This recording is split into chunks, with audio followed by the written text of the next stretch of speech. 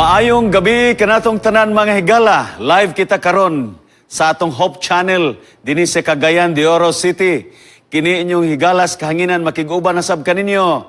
Kapag laom Pastor Rani Hagmok, mga kahigalaan atong gi-welcome ang ato nga mga suking tigpaminaw, atong suki sa kahanginan og suki nato dinhi sa ato nga channel mga kahigalaan. Ako nasab kamo nga gi-welcome sa ato nga presentation karon nga gabi. Ikaduha nga gabi sa atong series mga kahigalaan, The Life of the Well-Known and Less-Known People of God. Nga nitaknas gabion, andam na ba mo? Kung andam na, mao kini ang title sa atong presentation, The Less-Known Instant Woman Evangelist. Kung naay instant noodle sa inyong balay, ang balaang kasulatan ana sa instant woman evangelist, mga kaigalaan. So nitaknas gabi na atong tunan sa makadiot. Sige rin Isus mibiya, kauban siya mga disipulo, gikan sa Judea, padulong sa Galilea. That's about 64 miles. Wala sila'y sakyanan. Alay lakad lamang ang ilahang ginahimo. Tingali uban kanila walay sandalyas niya itong panahon na. O kung aduna may sandalyas, hilis na. O niya itong panahon na nagbakta sila. Hapit na udtong tutok. Hapit na sila makabot sa lungsod. They were going there. Naglakaw sila padulungan to. Pinagi lamang sa ilahang tiniil. Dili kabayo. Dili motorsiklo, dili taxi, kundili nagbaktas lamang. Ikaduha, miyagi sila sa dapit nga gitawag Samaria sa lungsod sa Sikar o sa siyudad sa Sikar, mga kaigalaan. Unya, sa pagabot nila didto, tuad ay didto na pahaluna sa lungsod sa Sikar ang usa ka tabayng laom nga ginganlan og tabay ni Jacob. Kaya niadtong panahon na, kinsa gani nagkalot sa tabay, ipangalan usab sa nagkalot. Sa ato pa, kining tabay ni Jacob na nga napahaluna dintong dapita, natuudan ni Gining Isus, dito siya naglingkod sa daplin, sa bakba, sa tabay ni Jacob. O gunya mga kaigalaan, tingali, gusto siya nga moinom. Gusto siya nga moinom sa tubig sa tabayng laom ni Jacob. Kay murag dugay-dugay na tingaling wala siya kainom sa tubig dito sa tabay nga laom. Mga higala, sultihan tika, alkaline kini nga tubig. Muna hinungdan nga si Jesus, mihunong siya dito. Samtang ang iyang mga kaubanan na malit og pagkaon dito sa lungsod. Kaya dito sa bakba sa tabay, walay karinderya dito. Sila nagbaktas padulungan to sa lungsod sa sentro, kaya namalit sila mga pagkaon. O gunya, ngano kaha, nga niadtong panahon na atulpod nga ang usa ka babae, nagkabuog tubig, dito usab sa duol sa bakba sa tabay.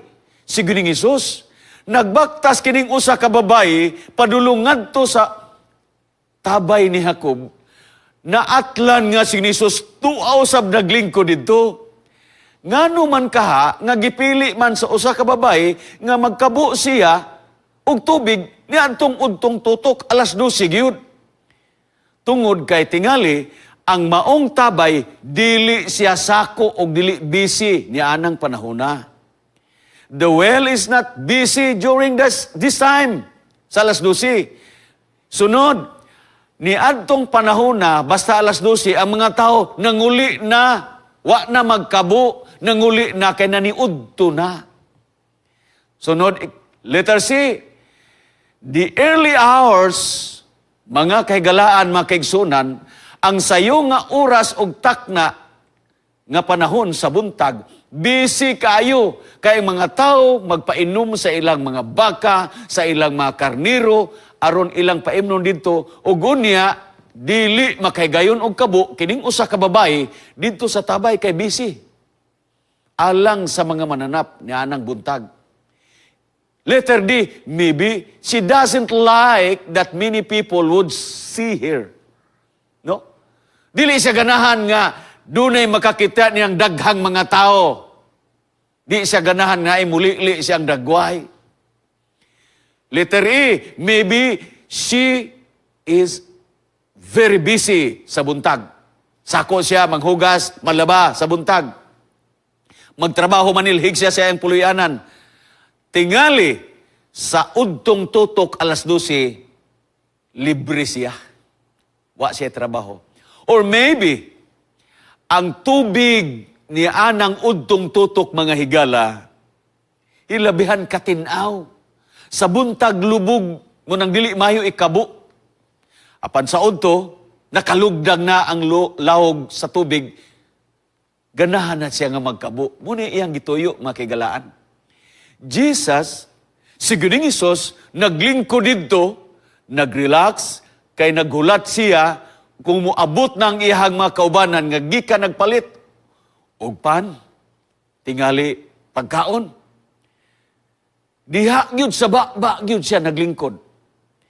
Tingali, naghulat siya og naay mo kabo dito sa tabay nga lahom tungod kay wala man siya timba nga iyang ikuha sa tubig dito sa tabay. Busa naghulat siya nga dunay magkabo kay manghulam tingali siya og timba aron makainom siya. Nitak nas gabion ang tabay ni Jacob hilabihan kalawom. Wala siya timba nga iyang itimba dito. Busa niadtong panahon na timing yun. Kay wala man siya timba, dunay usa ka babae nagpadulong ngadto sa maong tabay, tingali si Ginoong Hesus iyahan na kini nga iyahang hangyoon nga kining babae hulaman niya ang timba. Jesus and the Samaritan woman. Niadtong panahon there was that unexpected meeting. Ang wala damhang nga pagkigtagbo o pagkigibalag ni Jesus sa babae. Kining bayhana, ginganlan ra gyud nako ni Miss Samaria. Wala gyud nganli og unsay pangalan aniya. Pwede mo ta ni siya nganlan og Mary, Salome. Pwede tingali ni siya nganlan og kanang mga pangalan ninyo dinha nga Jinjin. Wala gyud pangalan sa Biblia. There was an unexpected conversation niadtong panahon na. Letter C, there was that unexpected conversion dito sa baba sa tabay. Mao ni ang puntos nga inyong ilista mga kaigalaan. Then Jesus saw the woman coming with a jar. Asa may dako, tibod, tadyaw, banga. Matod pa sa akong apuhan nga mas dako kuno ang banga nya tadyaw gamay kuno ng tibod. Kay kanang tibod pwede ra malukdo, pwede ra mabitbit, pwede ra mapasan. Tingali kini bayhana kay dili tingali kay kusgan wala magdala og banga. Nagdala siya og tibod. Uban ang ihang timba nga gidala. Ug unya si Ginoong Hesus, iyang giablihan ang conversation. Jesus Christ opened the conversation by asking, please give me water to drink. Miss, tagain taon ko tubig nga mainom, ganiharan yung kong nag-atang-atang diri. Maluoy ka, please. Ug niadtong panahon og ang babae mitutok ngadto kaniya, ikaw, nganong mangayo ka kanako og tubig? Nga ikaw Hudiyo, ako dili Hudiyo, bawal man sa amo og bawal sa inyo nga makig-istorya labi na kong mangayo ka og tubig kanako, labi na kong lalaki mo'y mangayo, bawal. You are a Jew. Ug unya, ikaw ang unang Hudiyo nga nangayo og nakig-istorya sa ako ba? Sukad sa akong pagkabata, sukad sa akong pagkagamay, wa jud ko sukad nakig-istorya og mga Hudiyo. Ikaw pa gyud sukad. You Jew will not ask something from us Samaritan. Kamong mga Hudiyo, dili mo mangayo namo, mga Samarianhon. Usa nganong nangayo man ka? Niadtong panahon na mga higala, dunay gitawag social discrimination. Ikaduha, racial discrimination. Unsa man ang discrimination? Kana bitaw, dili bitaw kang murag ilahi ka. Ayran bitaw ka. Di ganahan ang uban nimo kay lahi ka grasa. Sunod na gender discrimination. Kining ikaupat, kining facial discrimination. Bati-bati gani kag naong na itaw nga di ganahan sa imuha. Pero nindot kay imong dagway, guwapa ka, guwapo ka, maayo ang imong barog. Na ganahan ang tao magpasikat-sikat ug padul-duol nimo. Naagyapo na karong panahon na may gala kanang facial discrimination. You know? Salamat lang gining bayhana kay guwapa tingali ning bayhana atong tanawon sunahan. Note, dili pwede makig-istorya og mangayo bisag unsa labi na kon babae. Labi na kon usa ka Hudiyo. Di pwede sa unang panahon. Okay? Nintak na as gabihon. Ilista ninyo diha kung namati mo sa atong live nga broadcast karon sa Hope Channel. Sa di pa di ko makalimot, please, kadtong namati sa Facebook, share aron nga sila, daghan sila masayod sa atong natun-an karon nga kagabihon. The Jesus style of evangelism. Kining estilo ni Ginoong Hesus atong tun-an sa makadiyot.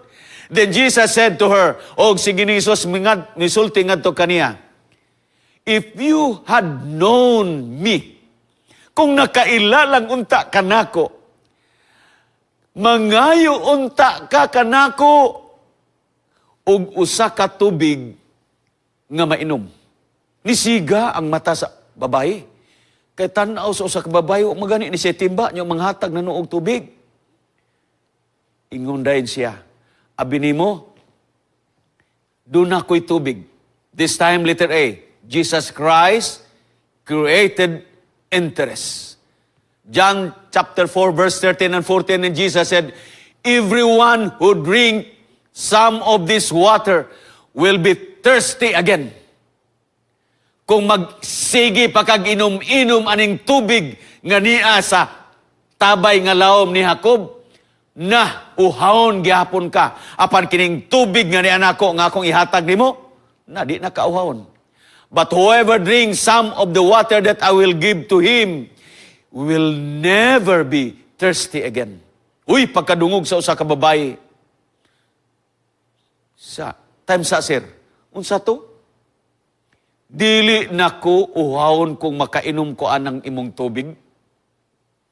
Naglili ang usa ka bayi sa kilid ug nagkita siya og sudlanan ug naabay balde nga dala si Ginoong Hesus. Unsa man ang tubiga? Na ay magic? Matod pa Ginoong Hesus, kung miinom ka day nining tubiga nga akong dala, nga akong ihatag nimo, di na ka sukad pa. Ini kainom nimo, di na ka sukad. Uhawon pa. No? Nga, once nga makainom ka nining tubiga, dili na diyo kahawon. Kay ako kang hatagan sa tubig nga buhi. Nga, bisan kinsa nga ang ngayan nga mudawat ni ini, akong hatagan ni ining tubiga. Tubig nga buhi. Tanaw-tanaw niya sa tubig sa ilalom. Dili manggid buhi. Stagnant lang. Tingali ning iyang giingon nga tubig ni Jesus, flowing. Wala siya kabantay nga sa pagsulti ni Jesus, the water that Jesus Christ has is a flowing water, living water, mga kaigsunan. Letter B, first, Jesus Christ created interest.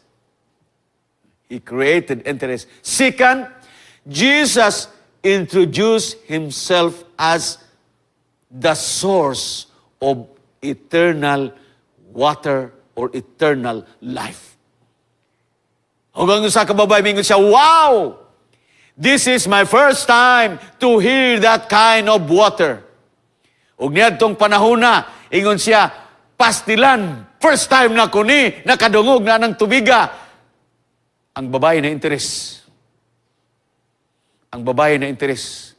Ugo niya, mingon siya, sir, pwede, tagay ko bi? Tagay ko na ng tubig. Aron nga dili na ko magbalik-balik og timba dinhi ning tabayng laom. Layo-layo pud baya. nga akong baktasan padulong sa balay. Magsigi kog balik og kabo dinhi kay sige rami uhawon. Munang mutilaw ko ana, musulay ko anang tubiga. Aron di na ko uhawon pag-usab. Mga kaigsunan, mga kaigalaan nato masuking tigpaminaw. Na interes. Kining usa ka babae sa tubig nga gi-introduce ni Ginoong Hesus. Mga kaigalaan. Ikatulo, letter C, Jesus convict and convert. Niadtong panahon na mga kaigalaan, si Hesus mingon ngadto kaniya, interesado ka? Sure ka? Pag sure ba? Nga interesado ba ka ni tubiga? Say, yes sir, interesado ka na. Ingon siya, lakaw pa uli.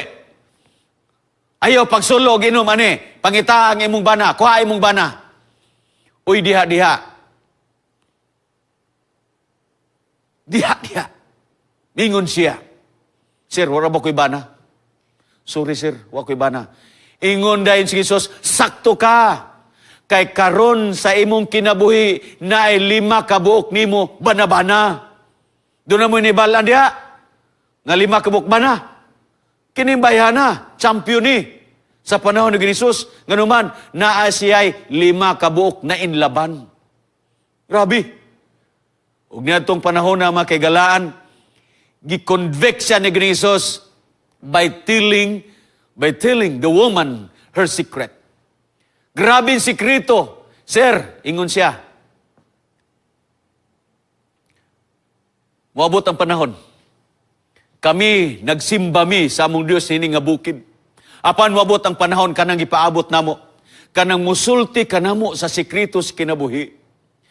Diha, mga kaigalaan, mga kaigsunan, mingon si Jesus, I am He whom you are waiting for so long now. Sa pagkadungog sa usa ka babayi, mga kaigalaan, niadtong panahon na, wa na kabantay ng usa ka babayi, nga na Bible studyhan na di siya ni Ginoong Hesus. Ang topic ni Ginoong Hesus nga Bible study sa iya, Jesus is the true God, the all-knowing God. Jesus knows everything, even your secret in life. Mga kaigalaan. Si Ginoong Hesus nag-Bible study, ngadto kaniya, on this topic, on the spot, diha sa ba sa tabay, mga kaigalaan. Niadtong panahon na, letter D, Jesus recommend for baptism. John chapter 4, verse 1 and 2, ang mga parasiyo nakadungog nga si Jesus ng bautismo o nagdaog hamiling kalag, nga labaw pa sa kang Juan. Apan sa tinuod, versikulo 2, dili si Jesus ang nangunay sa pagpamutismo, kundili ang iyang mga disipulo. Mga kaigalaan, niadtong panahon na atong tanawon unsay resulta. The woman, an instant woman evangelist, mga kaigsuunan ni Taknaas gabion. Kamo nga nadungog karon, nakadungog karon, nagsaksi karon, mga kababayan nga dasig kayo, posible nga ikaw ni, posible nga kamo ni, mga kaigalaan nato ni Taknaas gabion. Letter A, the woman, an instant evangelist. Letter A, she ran as fast as she could back to her hometown. She ran as fast as she could. Letter B, she shouted as loud as she could. And she invited everyone who can hear her. Mga kaigsunan. Iyang gikuros-kuros ang kali sa sikar o ang iyang singgit may gala. Usara ang iyang singgit. Come and see the man. Come and see the man. Is he not the Messiah? Grabe ni bayhana. Nahimong instant evangelist. She shouted as loud as she could. Ugon niya, letter D, she wanted them to see themselves. Gusto nila nga may balag si Jesus personal tungod kay iyang na-experiensyahan mismo sa duha niya kamata o duha kadalunggan nga iyang nadunggan gyud si Jesus personal, mga kaigsunan. She wanted them to see Him in personal. Gusto niya nga iyang mga silingan maka-eksperyensya kung kinsa si Jesus sa iyang kinabuhi. Ngayang nakaplagan, mga kaigalaan ning puntuha. Wala nakabantay kining usa ka babaye nga nakaladok na day siya sa tubig sa kinabuhi. Ug unya ang tubig sa kinabuhi ngayong naladok didto sa iyang pagkibalag ni Ginoong Hesus. Midagayday sa iyang kasing-kasing ug sa tibuok niyang una-una. Ug unya mo hinungdan nga siya midagan, wala gani siya makaingon, "Sir, hulat ako diri kay mubalik ko dito sa among dapit." Mga kaigalaan, she wanted them to drink the living water which she had just drunk. Gusto po niya nga makainom sila, iyang mga higsuon, iyang mga silingan, iyang mga parinti, iyang mga higala, nga makainom sa tubig, nga iyang nainom na. Samtang midagan siya. Ug sultihan ti ka sa tinuod, mahigala, katong tubig nga iyang nainom, nga naladok niya, gikan kang Hesus, mao ti naghatag niya resistensya sa pagdagan nga walay kapoy, sa pagsinggit nga walay pagkaluya, alang sa pagpangibitar sa iyang mahigala, ug mga silingan. She was the instant woman evangelist. Letter F, she wanted that her neighbors would meet Jesus in personal because there is nothing sweeter than personal. Iyang nasinati ang katamis, ang pagkanindot sa tubig, o gusto usab niya nga makakita sila o makatilaw siya sa kanindot sa tubig nga iyang nainom, mga higala, because there is nothing sweeter than personal. Mga kaigalaan. Letter G, she wanted that her neighbors would hear the words of salvation from the Messiah, Jesus Christ. Gusto niya nga ang iyang mga silingan, mga higala, bisan ang iyang kalaban, bisan kantong nasuko niya, nga makakita kang Hesus o ilang mahibalag personal, o makabati sila sa pulong sa kaluwasan, nga gikan ni Ginoong Hesus, nga mao ang Mesiyas. Padayon ta, versikulo 39, og many Samaritans believed Jesus because of the woman who testified, "He told me everything I ever did." Busa niadtong panahon na daghan kay mga Samaritanon mituo, tungod kay nagsulti siya nga kining tawhana, nisulti niya akong sekreto, tanan akong binuhatan sa akong kinabuhi, ilang giyang gibutyag didto sa baba sa tabay. Dali na mo, kuyog na mo. Oy, paglingi niya, sa pagsinggit niya, mga kaigalaan. Pirti na yung daghana. So when the Samaritans came to him, they began asking him to stay with them. Nangangyo sila, kay nagpano naman sila padulong kang Hesus. Paglingi so sa kababay, pirting daghan kayo nagpano, nagsunod kaniya. Og niadtong panahon na naibalag na nila si Ginoong Hesus, ug naghangyo sila, "Sir, pwede mo magpabilin dire?" Uy, misugot sila. Tanaw na to. And they stayed. And he stayed, Jesus Christ, he stayed there with 2 days. Duha lang kaadlaw. And because of His word, many more and many more and many more believe. Mga kaigalaan, mga kaigsunan. Pagkakabantay. Nga the only woman ni atong panahon na, kining bayhana, ambot o kinsay pangalan, gingalan ako ni Miss Maria. Nagingon ang balang kasulatan, versikulo 42, "We believe because of your words. If you have heard," ingon din, "for we have heard it for ourselves." Kami gud mismo nakadungog, nituo na gud mi, kay kami gud mismo personal nga nahibalag namo ang manduluwas sa tibuok kalibutan. The only woman during the time sa ang crusade, ano na itong ingnon public crusade, si Jesus Christ naghimo og public crusade. 2 days, 2 ka adlaw. Unya, nahibalo ka ba? Kining usa ka babae, nahimo ni siyang lay woman for 2 days. Public evangelism ni Jesus Christ, siya ray usa ka bukli woman, mga kaigalaan. There was only one lay woman volunteer during that time, and Kinsa may nag-arrange sa program, she made the arrangement of the program. And I call her the less known woman, Samaritan woman. Mga kaigalaan. The BIP, before I sit down, BIP, very important points to remember. Ako mong hangyon ngayon ng ilista kung makaya niyo lista. The jar was empty, but the woman was able to drink from Jesus' living water. Ang iyahang tibod, wala gyud masudli, mga kaigalaan ko. Wala gyud, it was empty. Wala siya kadalag tubig, wala siya kakuhag tubig dito sa tabay. Apan nakahimo siya pag-inom sa tubig nga gikan ni Jesus nga mao ang living water. Jesus wasn't able to drink the water. Wala gyud kainom si Jesus sa tubig dito sa tabay nga laom. Apan nakahimo siya sa pagpahat, sa paghatag sa tubig sa kinabuhi, the living water from Jesus Christ to the woman. Number 3, the Samaritan woman, after drinking the living water without delay, shared the waters to others. Walay langan-langan, midagan sa diretso, aron ipahat. O, Panginoon mo, tilawin ninyo ni. Pagkanindot ka ni anak, walay langan-langan, iyang gipahat. Ang unsa, ang living water nga gihatag ni Jesus ngadto kaniya.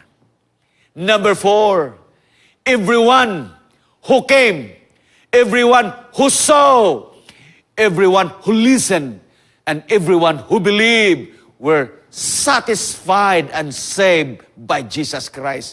Let me repeat that. Ang matag-usa nga miadto, ang matag-usa nga mitanaw kang Hesus, ang matag-usa nga naminaw, ang matag-usa nga mituo sa wali publiko ni Hesus dito sa lungsod sa Sikar, sulod lamang sa duhak adlaw. Mga kaigalaan, natagbaw sila sa tubig sa kinabuhi. Ug unya ako nagatuo nga sila giluwas ni Ginoong Hesus, pinaagi nining lay woman, the instant woman evangelist na adtong panahon na. Walay record sa balaang kasulatan, mga kaigalaan, nga ang mga tao nga nakainom sa tubig sa kinabuhi ni adtong panahon na, mga kaigalaan, nga gipahat sa usa ka babae, nangundang sa pag-alagad. Kamo nga na nakadungog karon, nga nakatilaw na sa buhi nga tubig ni Hesus, nidawat na mo sa santos nga bautismo, nagalagad na mo sa dugay katuigan, wala pa ba daay mo nakabantay ug nakamgo nga nantilawan na ninyo ang tubig sa kinabuhi? Kung natilawan na ninyo, naanan nyo kini, ipahat na kini ngadto sa uban. Ayaw paglangay. Kung ikaw sa kababay karon nga kabalong Bible study, ayaw na paglangay. Diha sa balang kasulatan nga mong gikupta, naa diha ang gripo, naa diha ang gripo sa tubig nga dili nakauhawon pa. Ihatag, ipahat, ayaw paglangaya. Walay record sa balang kasulatan nga ang usa ka Samaritanhon nga babayi, human siya nakainom sa tubig sa kinabuhi, na backslide. Wala, mga kaigalaan. Sukad nga nakainom siya sa tubig sa kinabuhi, ang bala kasulatan nagpabilin nga nagpamatuod nga usa ka babaye, nagtuo ko nga kining usa ka babaye namatay ni siya nga nakabaton ug naghulat sa kinabuhing walay katapusan. Kining bayhana, wala magdahom nga mahimo siya nga magwawali. Kinsa bagoy magdahom? Wala siya magdahom ug wala niya damha nga mahitabo kini sa iyang kinabuhi. To me, ang tabay ni Jacob would be a place of remembrance to this woman. O dili pa sa tabay ni Jacob, dili sila mag-abot ni Ginisos. Kung dili pa unta, gitakda ang panahon sa iyang kinabuhi, nga sa wala pa siya mahanaw ning kalibutana, mga kaigalaan, nakabaton siya og kahigayunan nga mahimong evangelist og iyang gisulti ang kamatuoran og iyang giyagyag ang tanan kamatuoran, gipahat niya ang tubig. Giyabo niya, wala, iyang gihatag, iyang gipasa, iyang gipainom, wala mahimong walay bili ang tubig nga gihatag ni Jesus. Hagit sa tanang mga kababayenan nga namati karon, daghang kababayenan sa atong dapit, sa atong katilingban, sa atong iglesia, sa atong kasimbahanan, mga kaigsunan, makaigalan, namati man mo karon. Maayo mo Bible study, ayaw kalimti, kining usa ka babaying Samarianhon. Nitaknaas gabion, ako mong gihagit, ako mong gi-challenge, nga mga kababayenan, ayaw kalimti, kining instant woman evangelist. The only lay woman sa 2 days crusade ni Jesus dito sa lungsod sa Sikar. O gunya ang balang kasulatan nagpamutuod, and many more believe because of the testimony of this woman. Mga kagalaan, nintaknaas gabion, nagalaom ako, nga nintaknaas gabion, inyong nakuha ang punto sa atong pagtuon, nintaknaas gabion. Og naglaom ako labaw sa tanan, nga ang Diyos magapanalangin kanato, nintaknaas gabion. Mapanalanginan ta sa kinabuhi nining usa ka babay nga nahimong usa ka magwali sa panahon ni Ginisos.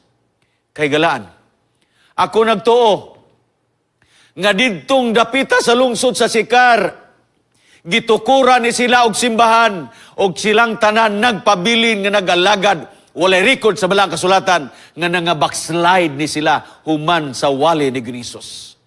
Busa ni taknas gabiyon nagalaom ako nga sa dili kita mo takop sa atong pagtuon karon. Ako mong hangyoon nga inyong iduko ang inyong mga ulo. Kini nga hagit alang sa makabayan-an. Gamahanan na mo nga Dios. Dagang salamat sa kaagi nining usa ka babae. Wala na mo siya mailhi. Apan iyang gipakita, amahan nga langit nun. Ang iyang pagmahal sa iyang mga silingan. Ang iyang gugma ngadto sa iyang mga higala. Nga sa dihang nakainom siya sa tubig sa kinabuhi. Wala niya gilangay, amahan langit nun. Iya gayud nga gipasa ang tubig sa kinabuhi ug daghan kaayo nga mituo ngadto kaniya. Amahan nga langit nun. Among gihangyo nga imong tandugon ang kasing-kasing sa among makaigsunan nga mabaga nga makaigsunan sa nagkalenlain nga yun, nagkalenlain nga misyon nga imong ikapon ang ilang una-una o kasing-kasing ni takna nga gikan karon ilang ipahat sama sa usa ka babae nga walay langay nga ilang gipasa, iyang gipasa ang tubig sa kinabuhi nga gikan kang Ginisos. Dagang salamat amahan langit no ni taknas gabiyon nga imo kaming gitubag. Kining tanan among isalig, pinagi lamang kang Ginisos nga among manuluwas. Amen.